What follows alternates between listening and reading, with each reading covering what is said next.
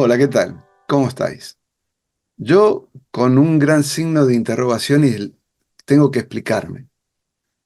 Como ya lo estáis viendo en pantalla, Emilio Carrillo, ¿cómo estás, Emilio?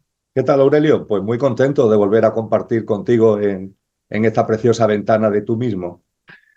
Le estaba comentando a los amigos que con un gran interrogante, y te lo comentaba antes también Ujú. de cámara, tenemos un tema para mí muy interesante, tremendamente interesante, porque me gusta bucear en temáticas con Emilio, le estoy hablando a los amigos, donde podamos sacar el jugo con gran riqueza a eh, hechos, a sucesos, a líneas argumentales desde el punto de vista espiritual, filosófico y demás, buscando la originalidad. ¿Por qué? Porque hay mensajes que están muy constituidos o aprendizajes que están muy enlatados, por decirlo de alguna manera, vienen muy metabolizados a esta altura de la historia de la humanidad, y de repente cae la idea de ¿por qué no hablar de los 10 mandamientos? Y cuento por qué. Los 10 mandamientos han regido desde alguna manera la civilización, especialmente occidental, por la tradición judeocristiana, desde esos miles de años hasta más o menos cuando decidimos pensar y dejar de creer. Lo digo muy sucintamente. Y claro, llegó la ilustración, llegó el desarrollo del conocimiento hasta la inteligencia artificial. Los 10 mandamientos fueron, si bien observados de alguna manera a lo humano, caprichosamente y a veces sin entender mucho de qué iban, rigiendo aspectos morales, espirituales, de comportamiento de tanto del hombre como de la mujer. Y claro, a esta altura del partido, luego de esa desaparición, porque muchas veces lo has dicho tú, Emilio, eh, hemos matado a Dios o ha muerto Dios o lo hemos sacado de escena, eh, han sido reemplazados por otros y no nos damos cuenta. Em, y especialmente ahora, en tiempos distópicos. ¿Habría algún reemplazo de esos 10 mandamientos de algún modo? Y esto lo quiero hablar con Emilio hoy. ¿Qué te parece, Emilio? Pues como todas tus propuestas, me parece digna de entrar en ella, de entrar en ella con atención y de entrar en ella con hondura. Todos los Cuan- temas que propones suelen tener este perfil, el perfil hondo, y por tanto encantado de compartirlo. Vamos a ver qué sale de todo esto. Más que nada me interesa porque de todas las leyes y los mandamientos bíblicos que aparecen tanto en la tradición judía como la cristiana, se dice que solo ellos y solo ellos, los mandamientos, fueron escritos con el dedo de Dios. Y esto no es baladí. Tienen cualidades propias que no se encuentran en otros ordenamientos provenientes de la divinidad. Y para entender un poquito esto, ¿de qué manera lo presentamos si tuviéramos que referirnos a la llegada de ese mensaje, los 10 mandamientos, en un momento determinado de la historia de un pueblo que había salido escapando de Egipto hacia la tierra prometida? Un contexto histórico y social también, político, ¿por qué no? Bien, quizá lo primero, Aurelio, es tener en cuenta lo siguiente. Mm, Para entender la especificidad de los 10 mandamientos cristianos. ujú, En el estudio comparado de las tradiciones espirituales, podemos comprobar que mandamientos, entre comillas, similares aparecen también en otras tradiciones. mm, Por ejemplo, hay ciertas similitudes, no son idénticos ni mucho menos, pero hay similitudes en lo que en la tradición hinduista y en la ciencia del yoga se conoce como yama niyama.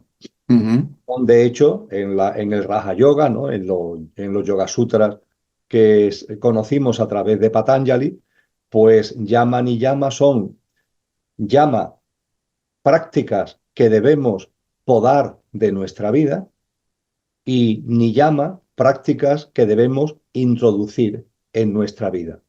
Y esas prácticas que debemos podar y esas prácticas que debemos introducir, cuando la ponemos en blanco sobre negro y lo comparamos con los mandamientos cristianos, pues hay similitudes significativas. Ahí ujú, aparece, pongamos, el no mentir, el no robar, el no codiciar, etcétera, etcétera. Hay similitudes.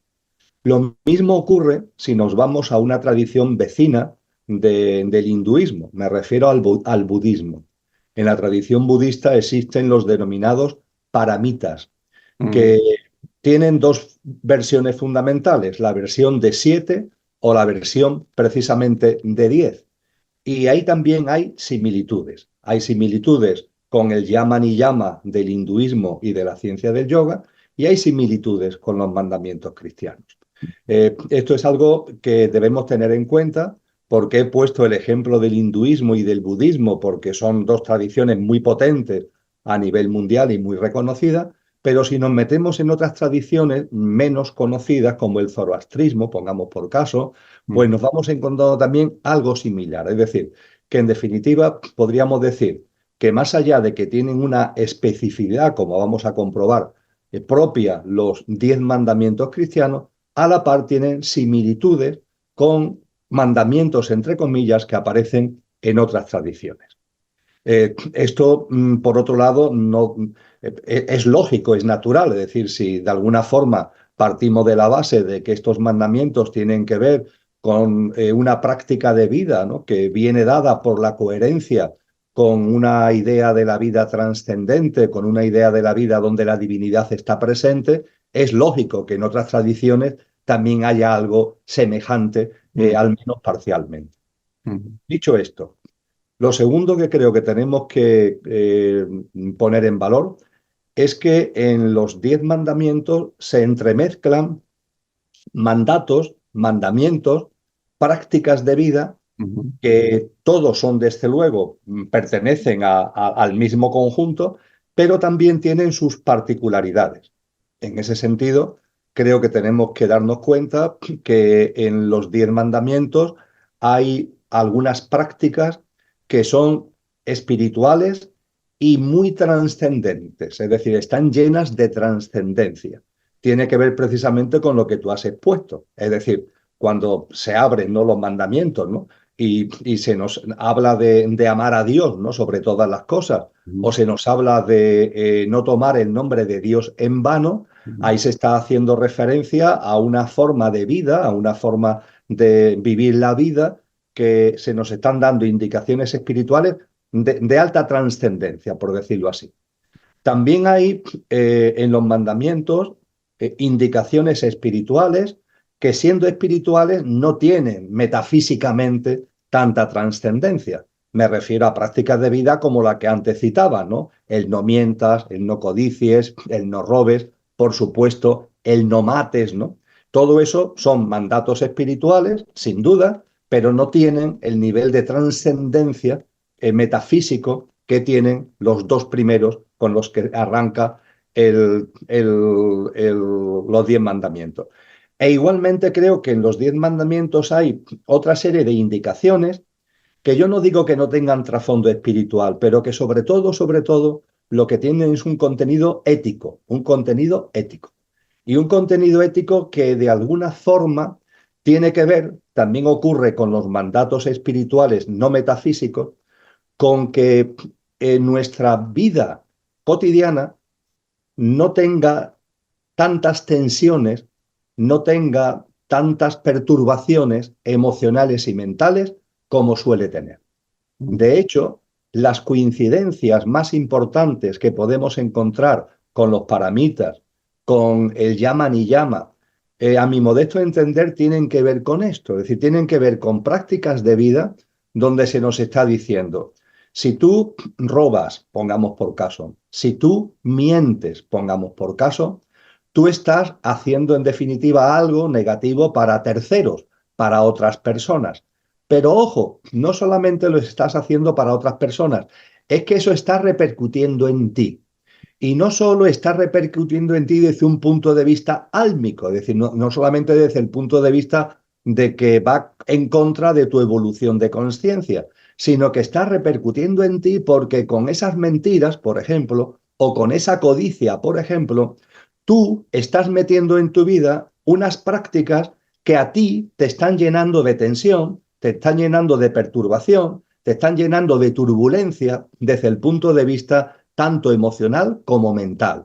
Y al meterte turbulencias en tu vida, eso sí que te está incidiendo porque te aparta del camino de la conciencia, porque esas turbulencias es como si las gafas de la conciencia las estuvieras llenando de rayones, de manchas, y no estás viendo la realidad, sino que tu visión de la realidad se está viendo ensombrecida, se está viendo nublada por los rayones, por las perturbaciones, por las turbulencias que tú mismo estás generando. Así que creo que en los mandamientos encontramos, hay que coger el bisturí, entre comillas, para saber diferenciar lo que son contenidos espirituales metafísicos, lo que son contenidos sin ningún tipo de vida espiritual, pero que no tienen ese nivel metafísico, y lo que son mandamientos que tienen un contenido muy ético, especialmente ético, no digo que no tengan contenido espiritual, pero tienen un elemento fundamentalmente ético y moral subyacente muy importante, con análisis que tienen que ver con la psicología. Esto la psicología del yoga lo explica muy bien, con tu propia psicología y cómo determinados comportamientos de vida están generando en ti unas tensiones y unas perturbaciones que te están dificultando tu camino de conciencia. Dicho todo esto, Ujú. ciertamente los mandamientos cristianos hay que ligarlos a un hecho. Y es que efectivamente el pueblo hebreo, de la mano de Moisés, lo encontramos fundamentalmente en el libro del Éxodo, del Antiguo Testamento. También hay indicaciones a los mandamientos en Deuteronomio, otro de los libros del Antiguo Testamento.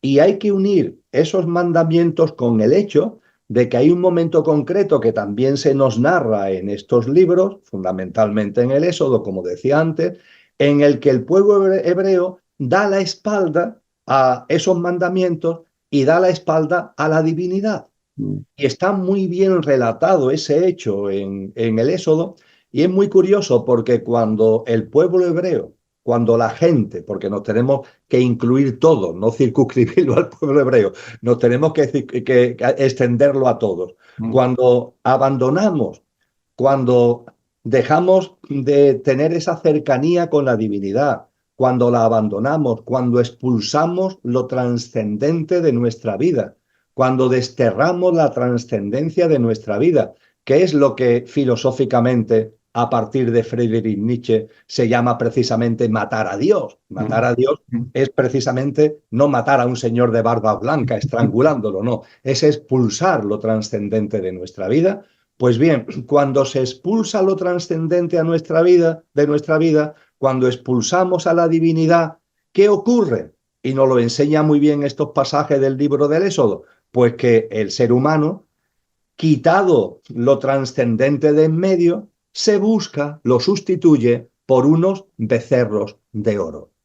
Al matar a Dios, al expulsar lo trascendente, no solamente se quitan de en medio los mandamientos, entre comillas, sino que se quita de en medio una vida, una visión de la vida trascendente, y en su lugar se coloca, nos dice el Éxodo, un becerro de oro. Un becerro de oro que es un ídolo de metal, que en sí no significa nada, pero que expulsada la divinidad, pues la gente, ante la necesidad de alguna forma de reverenciar algo, pues reverencia ese ídolo. Eso es exactamente, Aurelio, lo que está ocurriendo en el momento actual. Fue allá por 1899-1900 cuando Nietzsche nos advirtió que esta sociedad había matado a Dios. El siglo XX y lo que llevamos del siglo XXI ha sido una clara manifestación de cómo lo trascendente se ha ido expulsando de nuestra vida cada vez más, de la personal y de la social. Y en su lugar inevitablemente aparece un becerro de oro, que hoy día es muy evidente que no es uno, sino que son dos grandes becerros de oro de los que podemos hablar de la forma que tú vayas viendo oportuno en este diálogo, que es por un lado la obsesión por vivir más años, la obsesión por alargar la vida, y de ahí viene también la obsesión por la salud, una obsesión completa, como te aferras, has olvidado lo trascendente, te aferras a lo material y a esta vida material te agarras como sea. Mm. Y en ese agarre como sea de la vida material, la salud se convierte en algo fundamental. Vivir más tiempo a costa de lo que sea. Un becerro de oro que existe en la sociedad actual. Y el segundo becerro de oro, ¿cuál es? Algo que nos aporte de algún modo una felicidad que hemos perdido. La felicidad, la plenitud, la vida abundante que se logra a través de una visión y una práctica coherente con esa visión trascendente de la vida. Como eso nos falta, ¿qué es lo que hacemos? Buscamos un sucedáneo, algo que de algún modo nos sirva de sucedáneo para cubrir ese vacío. ¿Dónde ha puesto ese punto de mira la sociedad actual convirtiéndolo en otro becerro de oro? Las tecnologías. Las Mm. tecnologías son la panacea que nos va a resolver multitud de cosas. Desde el punto de vista de su aplicación a la biotecnología y a la genética, ayuda a lo que antes decíamos de vivir más tiempo. Pero es que además nos proporciona un mundo que de alguna forma nos puede suplir de nuestras carencias vitales y de nuestras carencias existenciales. La realidad virtual, el mundo artificial, todo lo que representa el de alguna forma huir de esta realidad, porque esta realidad no nos llena, y engancharnos a una realidad artificiosa, una realidad artificial y virtual que de algún modo, repito, nos sirva de sucedáneo ante el vacío existencial. Voy al comienzo, cuando presentaba el tema. Esos mandamientos que habían regido tanto tiempo y que luego el hombre dejó donde dejó y los dejó como los dejó, ¿tú crees que si tuviera la pregunta sencilla, ¿cuáles son los nuevos mandamientos que tenemos? Pues mira, creo que es hasta cierto punto sencillo de enumerar, Aurelio. Podemos usar de forma sintética, claro, sin hacer de esto un estudio teológico profundo, No, muchísimo menos, nada que se le parezca, no. pero podemos usar la relación de los mandamientos tal como abreviadamente aparece en el compendio del Catecismo de la Iglesia de Roma, Ujú, que son los 10 que normalmente la mayoría de nosotros podemos recordar. ujú, Desde el punto de vista de los dos primeros, que ya hemos hecho referencia a ello, amarás a Dios sobre todas las cosas, no tomarás el nombre de Dios en vano. La actualización, por decirlo de algún modo, de esos mandamientos sería superar la muerte de Dios. Es decir, esos dos mandamientos, hoy día, si yo lo tuviera que explicar, por decirlo de una forma coloquial, yo hablaría precisamente de no caer en ese matar a Dios, de no caer en la expulsión, en el destierro de lo trascendente de nuestra vida, que tengamos la capacidad para ver que detrás de la apariencia hay una esencia, que eso se da en la vida en general y en cada ser humano en particular. Cada uno de nosotros somos una perfecta conjunción entre algo aparente, nuestro pequeño yo físico, emocional y mental, y la personalidad a ello asociada, que es perecedero, y algo que no es aparente, sino que constituye nuestra esencia imperecedera, que no va a conocer la muerte. Todo esto tendría que ver con esa actualización de estos dos primeros mandamientos que claramente nos están hablando de superar el destierro, de la trascendencia, de superar el matar a Dios. El tercer mandamiento, siguiendo el catecismo de la Iglesia de Roma, es santificarás las fiestas. ujú. Podríamos pensar que esto tiene también que ver con el no expulsión de lo trascendente, y ciertamente Por supuesto que sí. Está ligado en parte a lo que acabamos de comentar sobre tener una visión trascendente de la vida, la importancia de que eso esté, ese recuerdo de lo trascendente esté en nuestro día a día, hasta el punto incluso de que haya algunos días, pongamos por caso en la tradición occidental los domingos, en la tradición hebrea serían los sábados, ¿no? De que haya algún día donde especialmente, aunque lo trascendente debe impregnar nuestra cotidianidad diaria, pero que haya algún día, que son estos festivos, donde especialmente tengamos presente esa trascendencia y esa divinidad. Ciertamente este tercer mandamiento de santificarás la fiesta tiene que ver con esto. Pero ojo, también desde el punto de vista de su actualización, Aurelio, entiendo que tiene un mensaje importante en cuanto al ritmo de vida y al estilo de vida en el que nos hemos metido. Un ritmo de vida y un estilo de vida que está basado en el culto a la velocidad, en todo es trepidante, siempre vamos corriendo de un lado a otro, siempre estamos sin tiempo y siempre, en definitiva, estamos estresados. E incluso llegan los fines de semana, incluso llegan los festivos, y es como si hubiera en nuestro interior un culto a la velocidad, como si se nos hubiera puesto un velocímetro que hace que ni incluso cuando estamos en descanso desde el punto de vista, por ejemplo, laboral, tengamos la capacidad de reposar y de tranquilizarnos. Es lo que estamos viendo, que llega un fin de semana, llegan esas festividades y la mayoría de la gente sale corriendo. Aviones para un lado, aviones para otros, coches para un sitio, coches para otro. Y yo con esto no estoy criticando, ni mucho menos, que cada cual haga lo que considere oportuno. Pero qué difícil es la reflexión de ese santificarán la fiesta aplicado no a algo tan trascendente, sino a nuestra cotidianidad. Qué difícil resulta que llegue un día festivo y tú te lo tomes para estar descansando, tranquilo, paseando, leyendo, reflexionando, haciendo algo que no sea ese ritmo trepidante continuo al que nos hemos acostumbrado y que finalmente nos lleva a una vida absolutamente estresada. Y desde ese punto de vista, incluso tú y yo tenemos unos años y muchas personas que nos pueden estar viendo también nos recordarán que cuando llegaba un domingo, por ejemplo, los horarios comerciales es que no existían, es decir, los comercios no abrían, vamos, salvo temas de extrema necesidad, no abrían los comercios. Esto poco a poco ha ido desapareciendo porque llega ese festivo y tenemos como la necesidad de algún modo de mantener ese ritmo al que nos hemos acostumbrado, estresado y estresante, que no somos capaces de evitar. El cuarto mandamiento habla de honrarás a tu padre y a tu madre. Este mandamiento por la Iglesia de Roma ha sido tradicionalmente muy mal interpretado y muy mal enseñado, porque se ha llevado a un extremo en donde se coloca a la familia como el máximo de la vida, vamos a llamarlo espiritual, la atención a la familia y la familia como tal.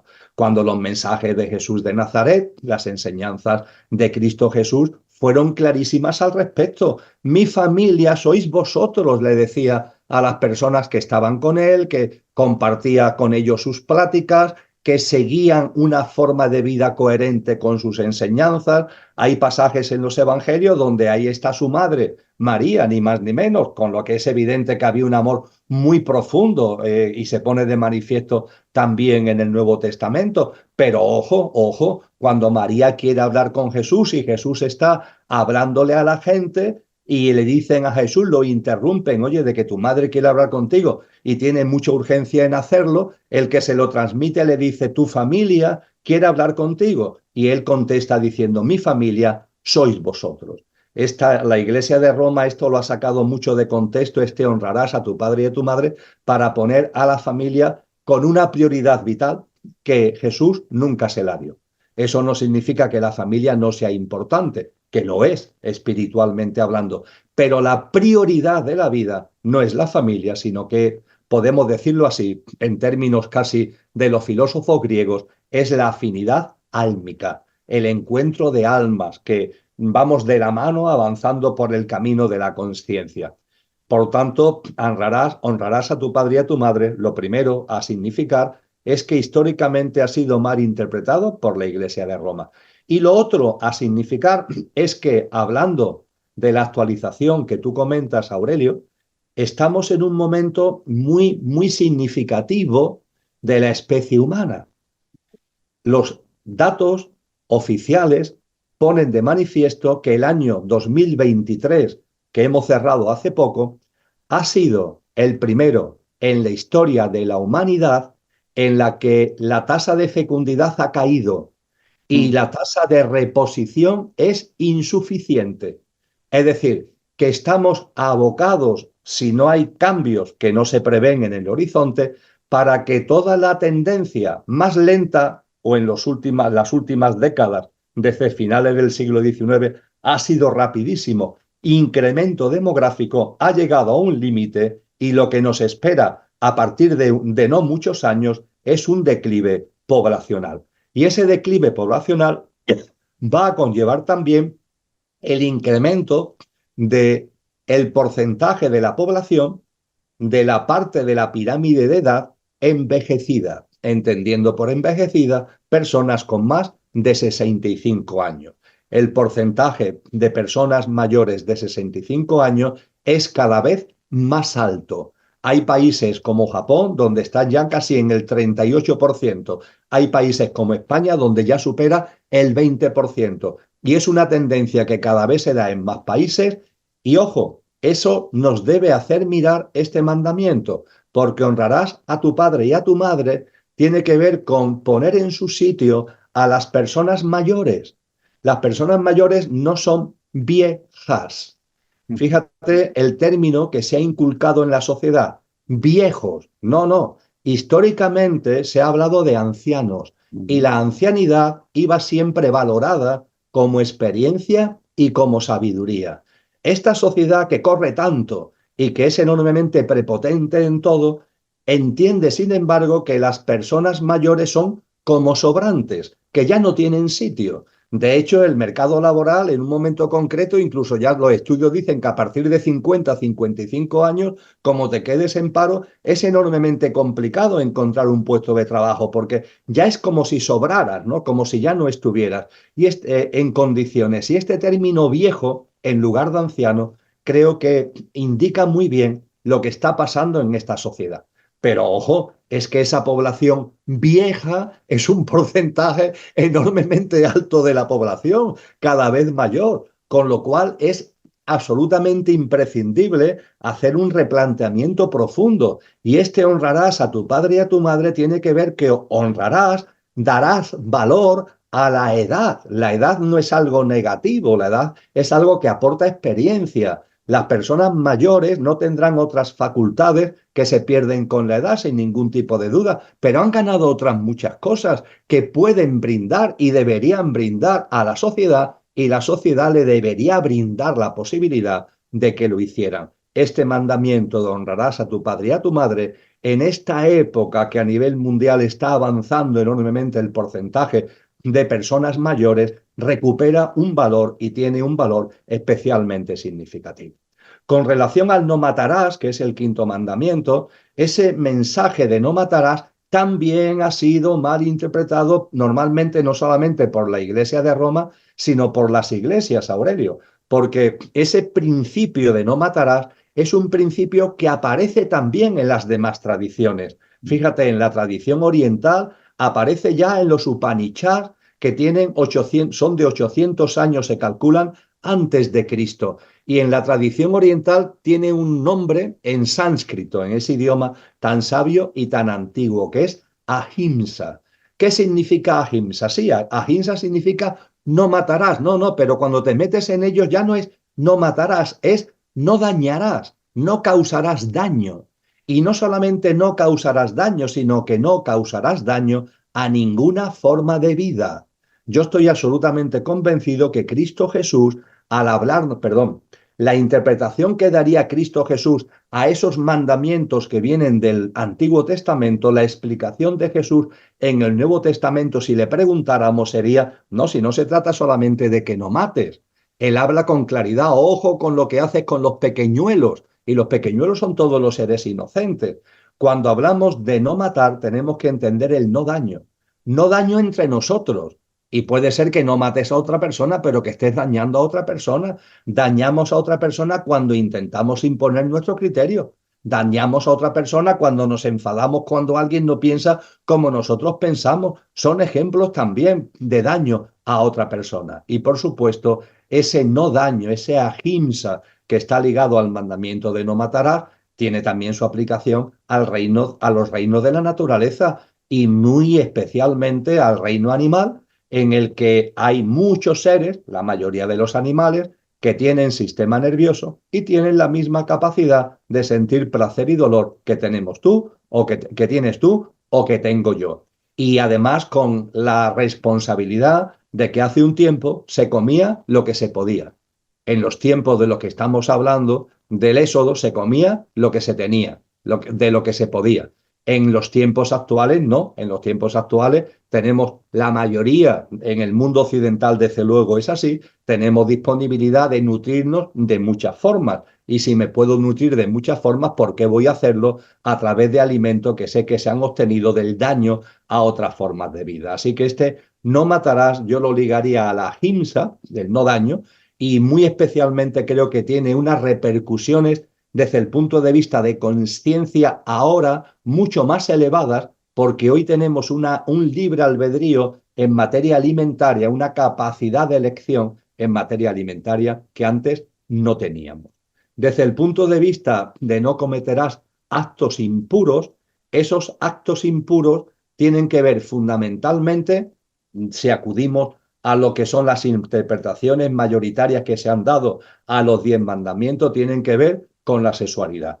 Y desde luego, cuando hablamos hoy de sexualidad, evidentemente la sexualidad afortunadamente ha dejado de ser un tabú. La sexualidad durante mucho tiempo ha estado enmarcada como el gran tabú de la sociedad. Eso ha desaparecido y eso es una buena noticia. Pero ojo, porque esta presencia de este mandamiento nos advierte que la sexualidad no puede convertirse en obsesión, que es realmente cuando se convierte en impuro. Las relaciones sexuales no han sido ningún maestro ni maestra, por supuesto, Cristo Jesús no ha hecho alegato contra las relaciones sexuales, forman parte de la vida, forman parte de la naturaleza humana. Es cierto que se indica que conforme uno va avanzando en el camino espiritual, la sexualidad se va viviendo de una manera distinta porque esa energía sexual se va enfocando para la creatividad, para la inspiración, para la intuición, más que para la libido y el deseo sexual.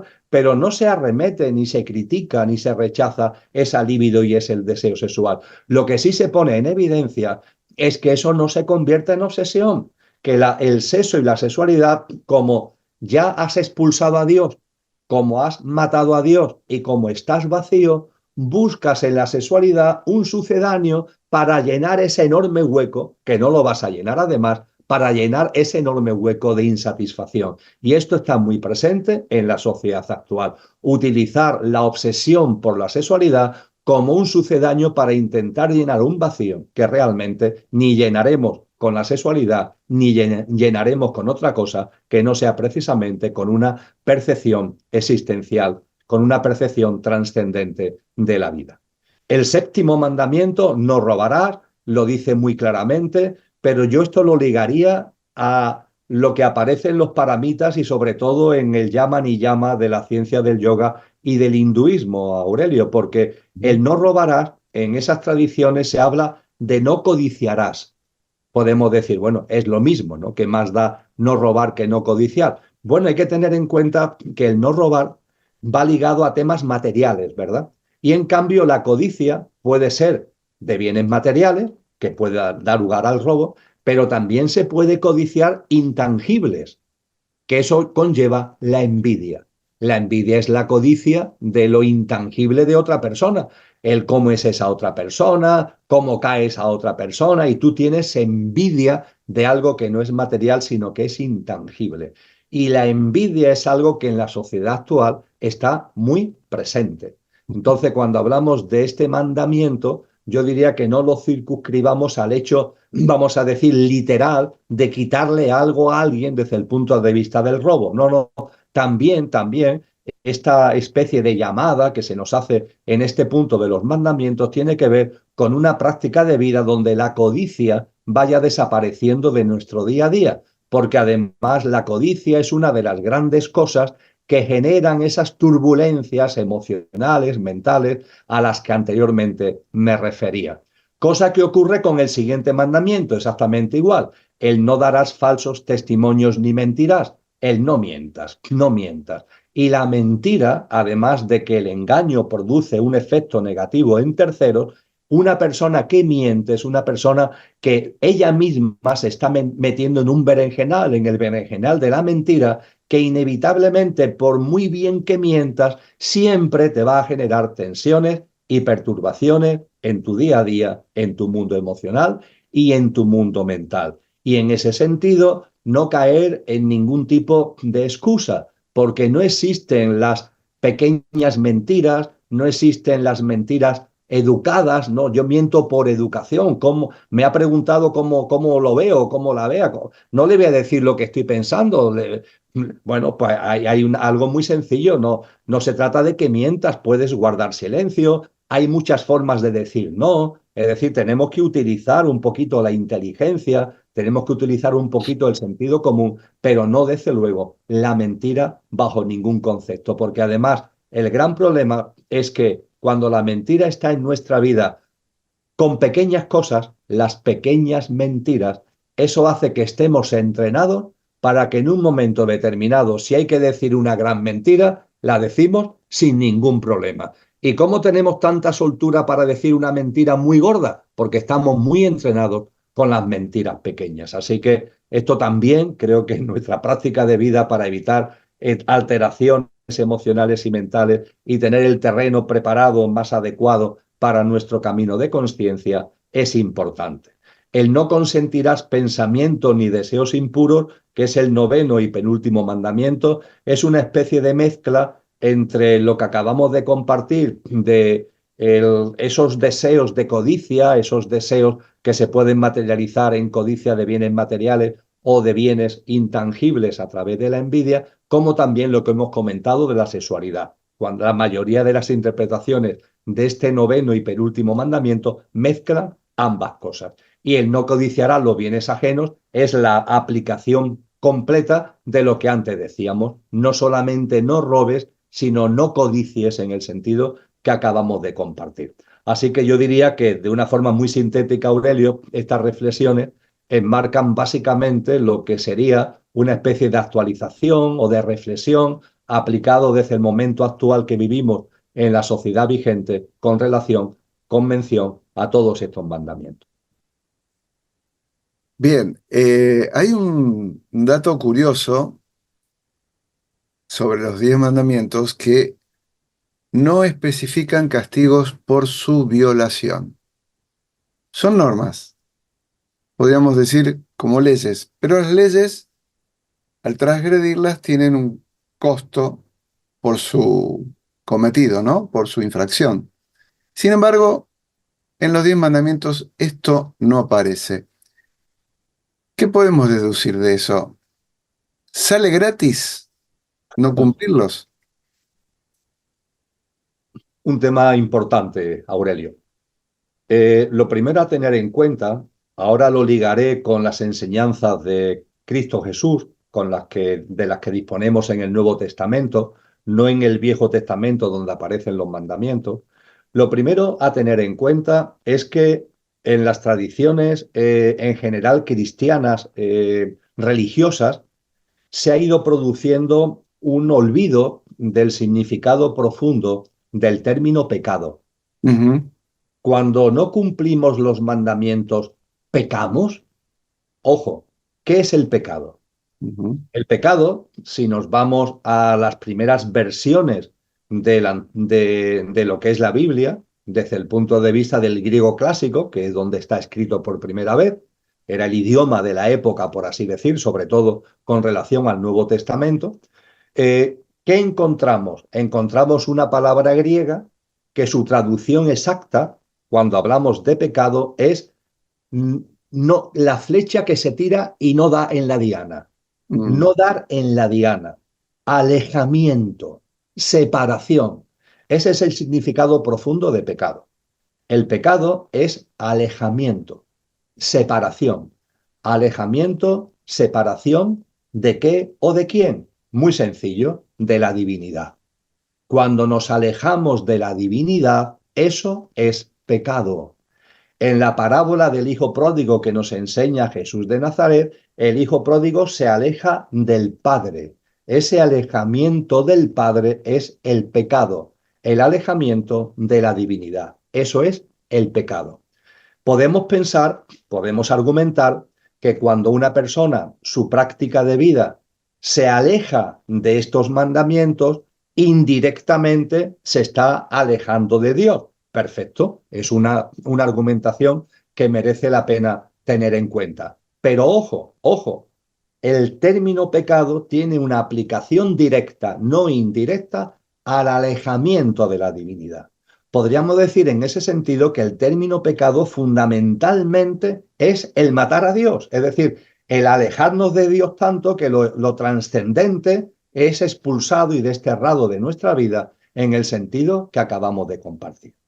Hecha esta reflexión, ojo con los dogmatismos religiosos, porque los dogmatismos religiosos han hecho que los mandamientos dejen de tener credibilidad para una parte muy importante de la sociedad, no digamos ya para la parte de la sociedad que ha expulsado lo trascendente de su vida.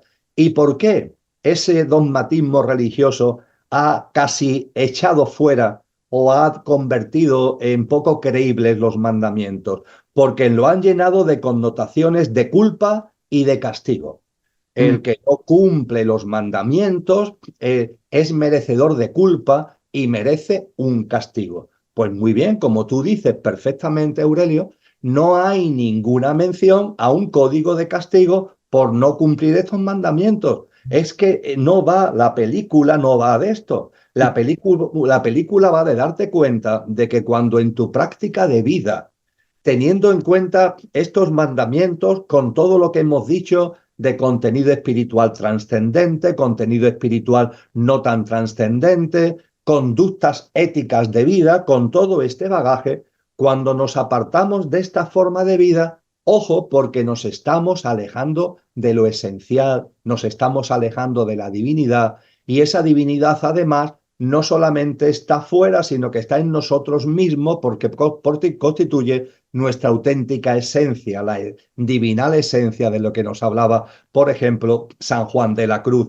con lo que ese alejamiento de la divinidad no es solamente el alejamiento de la divinidad en general, como concepto genérico, es el olvido, el alejamiento y el olvido de ti mismo, de lo que tú realmente eres. Y esto sí que es de una enorme repercusión. Esto no es un castigo, una culpa, no, no. Esto sí que tiene una enorme repercusión. El olvidar la parte imperecedera que hay en ti. Eso convierte al ser humano en infrahumano. Tiene mucho que ver con el transhumanismo actualmente en marcha. Con lo que cuando hablamos de castigos, de culpas, los mandamientos tienen que ser observados desde una percepción totalmente distinta. El pecado es el alejamiento de la divinidad. La divinidad está fuera y la divinidad está en mí. El alejamiento de la divinidad también representa, por tanto, el olvido de mi dimensión, de mi esencia imperecedera. Y a partir de ahí se nos han dado una serie de consejos de vida para que eso no se produzca. Y cada uno tiene que reflexionar y entrar en las consideraciones en libre albedrío y en su camino de conciencia de qué hace con todo esto.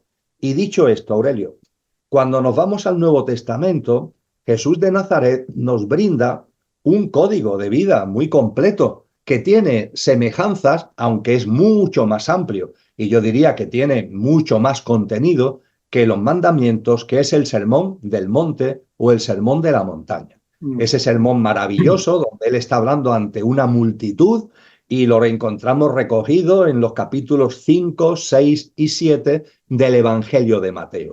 Y en la primera parte del Sermón de la Montaña están las bienaventuranzas. Y es curioso porque cuando dice bienaventurados, bien encaminados los que viven de esta manera, bienaventurados los bien encaminados, cuando viven de esta manera. Ahí se hace referencia indirectamente a expresiones que están muy relacionadas con bastante de los mandamientos que estamos compartiendo. Ahí se nos habla de ser misericordiosos, ahí se nos habla de no huir de las aflicciones, ahí se nos habla de tener la divinidad presente en nuestra vida. Y curiosamente, en las bienaventuranzas, Aurelio, sí se nos habla del premio. Esto es algo muy interesante porque cuando vamos analizando las bienaventuranzas, se nos va diciendo, bienaventurados los que tal cosa, la práctica de vida que sea, y se nos dice a continuación, porque ellos, y ahí se nos habla, entre comillas, y hablando de forma coloquial, casi de broma, ahí se nos habla del premio, porque se nos dice que según la práctica de vida, los que la lleven a cabo, unos, por ejemplo, verán a Dios, ni más ni menos, ver a Dios. Otros se nos dicen que ganarán el reino de los cielos. Otros se nos dicen que ganarán la nueva tierra, la nueva humanidad en la tierra restaurada. Y se nos van dando una serie de indicaciones a modo de premios hasta el punto que incluso se nos dicen que aquellos que tienen misericordia, aunque no tengan otros valores en su vida, aunque no tengan otras prácticas en su vida, con ellos habrá misericordia. La misericordia si ha sido misericordioso, con lo que se nos viene a decir que aquellas personas que son compasivas, aquellas personas que practican la misericordia, puede ser que determinadas faltas contigo mismo, porque todo esto es evolución álmica, tiene que ver con nuestro camino consciencial y con nuestro camino evolutivo, la fuerza de la misericordia puede suplir carencias en ese camino evolutivo. Y termino. Después de la bienaventuranza vienen las advertencias. Ahí sí se habla claramente, Aurelio, de advertencias. Ojo, ojo con esto. No se especifica un castigo, pero no se especifica ni mucho menos con contenido de culpa, como decíamos anteriormente. Pero ahí sí se nos habla con claridad de comportamientos que en caso de que lo lleves a tu vida, te están alejando por completo del camino espiritual, te están alejando por completo de esa trascendencia y esa divinidad. Y ahí aparece como gran columna vertebral, hay otro, quiero recordar que las advertencias son siete grandes advertencias, pero a mí siempre me ha llamado mucho la atención la hipocresía, que en los mandamientos 10 del Éxodo no aparece de forma clara, tiene que ver con el no mentir, ¿no? De alguna manera, pero la hipocresía, el fingimiento, y especialmente ojo con el fingimiento, ojo con el intentar aparentar lo que no eres, ojo con la hipocresía en términos espirituales. Ojo con esto, porque eso sí se nos saca, por así decir, una tarjeta roja, hablando en términos futbolísticos, con relación a nuestro camino espiritual y nuestro camino de conciencia. Mientras ibas desarrollando la argumentación, eh, apareció en mi cabeza la imagen del Arca de la Alianza. ¿Por qué?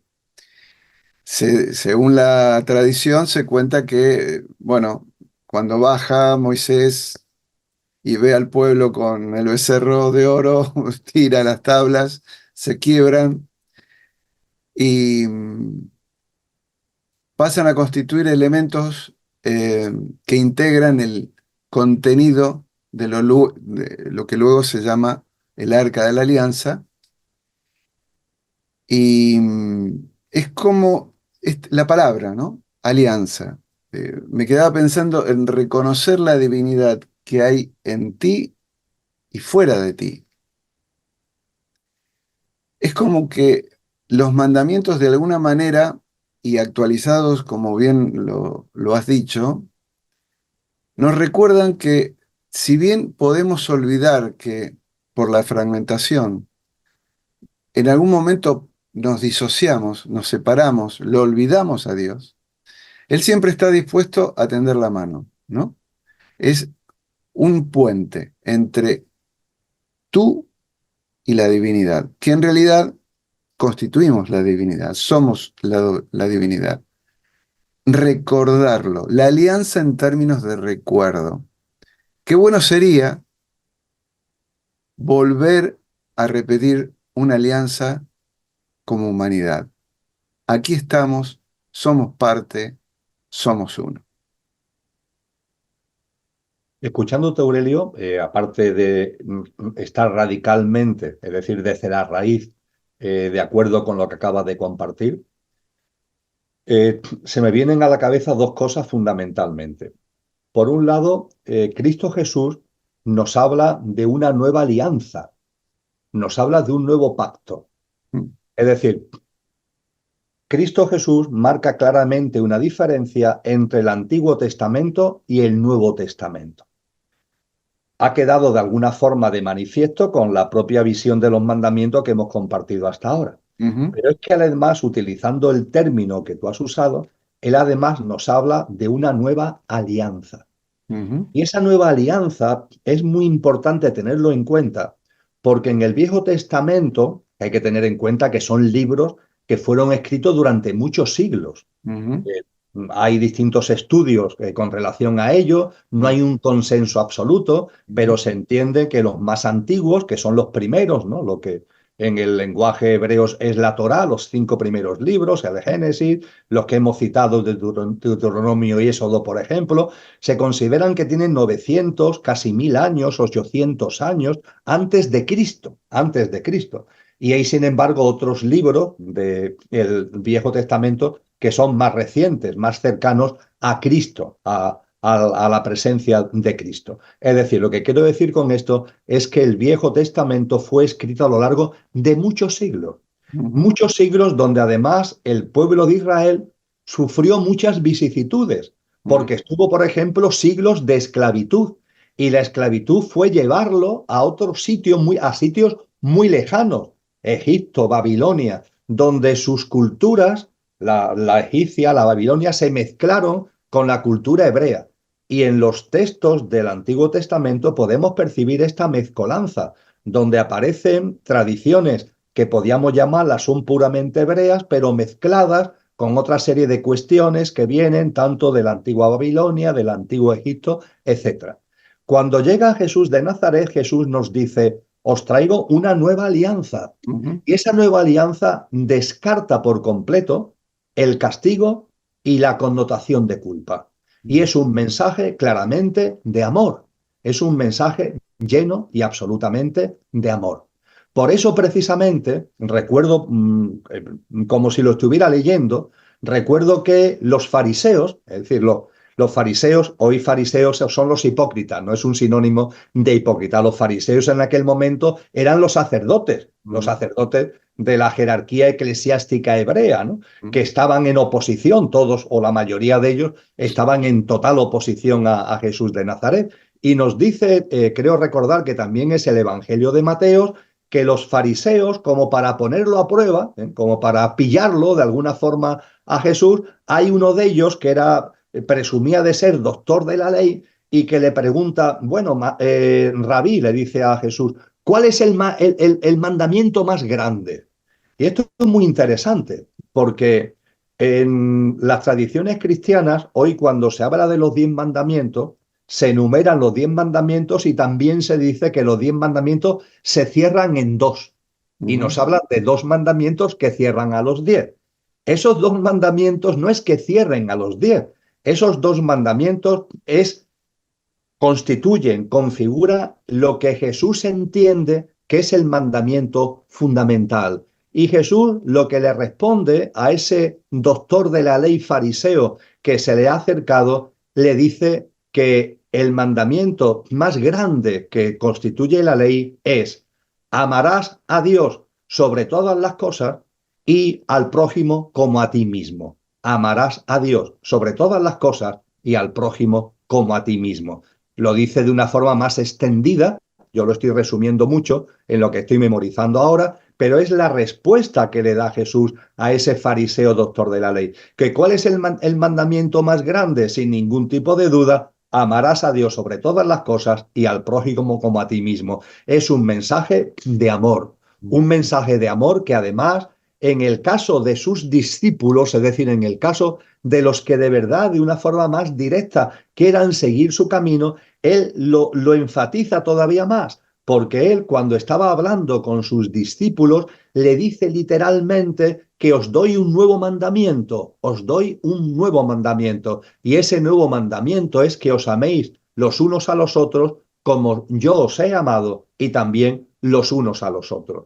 Fíjate que en esta respuesta que da Jesús al fariseo que le pregunta cuál es el mandamiento más importante, y en el nuevo mandamiento que él literalmente le da a sus discípulos, todo se expresa en clave de amor. Efectivamente, un amor a la divinidad, un amor a Dios, la vida que tiene un contexto y un constituyente trascendente, donde no se mata a Dios, sino todo lo contrario, y donde recordamos además que esa divinidad no está, no me cansaré de repetirlo, solamente fuera, que lo está, sino que está también en nosotros, con lo que a la hora de tener en cuenta ese amor a Dios, tenemos también que mirar lo que somos y poner en valor nuestra esencia divinal. Y de ahí precisamente la correlación. Amarás a Dios sobre todas las cosas y al prójimo como a ti mismo. No hace falta ser un experto lingüista para entender el profundo mensaje que esto tiene. Amarás al prójimo como a ti mismo. Es decir, como a ti mismo te ames cero, al prójimo lo amas cero. Tu ego, tu mundo de ficción, tu mundo mental puede pensar lo contrario. No te amas a ti mismo, pero amo mucho al prójimo. Eso es un imposible. Si no te amas a ti mismo, no puedes amar al prójimo. Pero claro, cuando Cristo Jesús nos habla del amor a uno mismo, no se está refiriendo a nuestro pequeño yo, se está refiriendo a nuestro ser verdadero. No se está refiriendo, Aurelio, a nuestra apariencia perecedera, se está refiriendo a nuestra esencia imperecedera. Amarse a uno mismo significa recordar, significa poner en valor y significa vivir en coherencia con lo que realmente somos.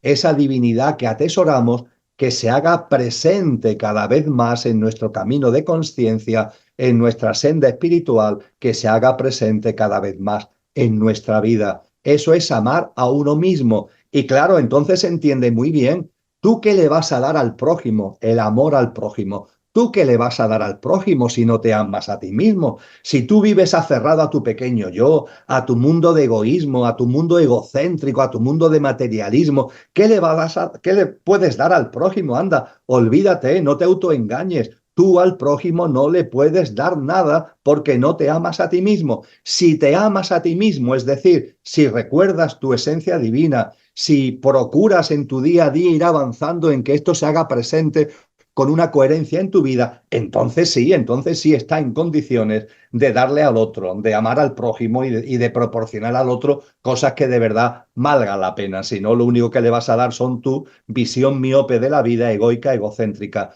y materialista. Y es muy importante, creo, esta especie de colofón, ¿no? Porque esto está sacado ya del mensaje directo de Cristo Jesús y esto tiene que ver directamente con la nueva alianza. Aurelio. Esto es la nueva alianza. La nueva alianza destierra también por completo la idea de un Dios castigador, ¿no? Que aparece en el Viejo Testamento, la idea de un Dios que se pone a favor de unos, incluso en conflictos bélicos, ¿no? Y en contra de otros. Todo eso queda desterrado. Eso forma parte de una visión antigua, por así decir, y la nueva visión que nos aporta Jesús de Nazaret es la nueva alianza, y esa nueva alianza, la clave que todo lo impregna, creo que ha quedado claro, ¿no? Con las palabras suyas que hemos sacado a colación, es el amor. Mira, dijiste la palabra colofón y digo, llegamos al colofón, lo has puesto tú, porque, bueno, vas a venir a Valencia pronto. Vas a estar aquí entre nosotros, con nosotros, el 13 de abril, que es un sábado, y el título de la conferencia, vaya o casualidad con todo lo que has dicho tú. ¿Por qué tenemos una naturaleza divina? ¿Cómo ponerla en práctica para transformar nuestra vida? Más casual, imposible. Casual. Ciertamente, Aurelio, como estamos en una sociedad que mata a Dios, es enormemente importante hablar de la divinidad, que efectivamente es lo que haremos el 13 de abril, ¿no? El sábado 13 de abril, en Valencia, hablar de la divinidad.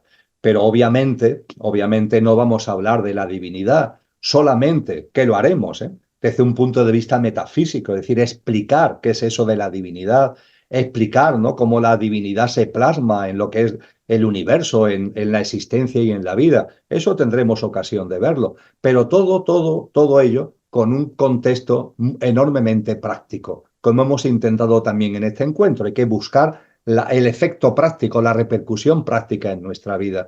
Y la repercusión práctica de recordar la divinidad que es y la divinidad que somos, también me recuerda a mí lo del Arca de la Alianza, porque mira que hay historias y requete historias sobre los poderes del Arca de la Alianza, sobre si podía ser un objeto, dicen algunos incluso extraterrestre, sobre si que los nazis estuvieron detrás del Arca de la Alianza porque el poder que tiene es inmenso y podía decantar la guerra a favor del nazismo. Mira que hay historias y requete historias con relación a esto. Pero claro, todas estas historias y requete historias tienen que ver con una sociedad que ha matado a Dios, porque la alianza, a la expresión alianza a partir de Cristo Jesús, tenemos que entenderla como el recuerdo y la práctica de nuestra divinidad, y cuando eso se pone en práctica, nuestra vida se transforma. Y ese es un poder inconmensurable. Cualquier poder materialista que podamos de alguna forma relacionar con el Arca de la Alianza se queda en poca cosa, se queda en peccata minuta en comparación con la transformación que en nosotros se produce y la práctica de vida que ello conlleva, los efectos que tiene de ver la vida de una forma radicalmente distinta. Y de eso, precisamente, de esa práctica de vida, hablaremos en el encuentro de Valencia hasta el punto de que intentaremos llegar, a ver si lo conseguimos entre todos, ¿no?, entre lo que allí vayamos generando en ese compartir de alma, a la comprensión de que cuando vamos descubriendo y poniendo en valor de la divinidad que atesoramos, que está fuera, pero que está en nosotros y que es nuestro mayor tesoro, podemos llegar a un momento culminante en el que veamos a Dios en todas las cosas y veamos todas las cosas con los ojos de Dios, que son los ojos de nuestro verdadero ser. Este será el camino que haremos ahí y creo que tendremos experiencia de hacer unos compartires entre todos los que allí, insisto, hagamos el encuentro de alma que nos llenará de paz, nos llenará de armonía y también nos abrirá nuevos prismas desde el punto de vista de nuestra práctica de vida. Queda dicho. Muy bien, Emilio. La verdad, agradecido.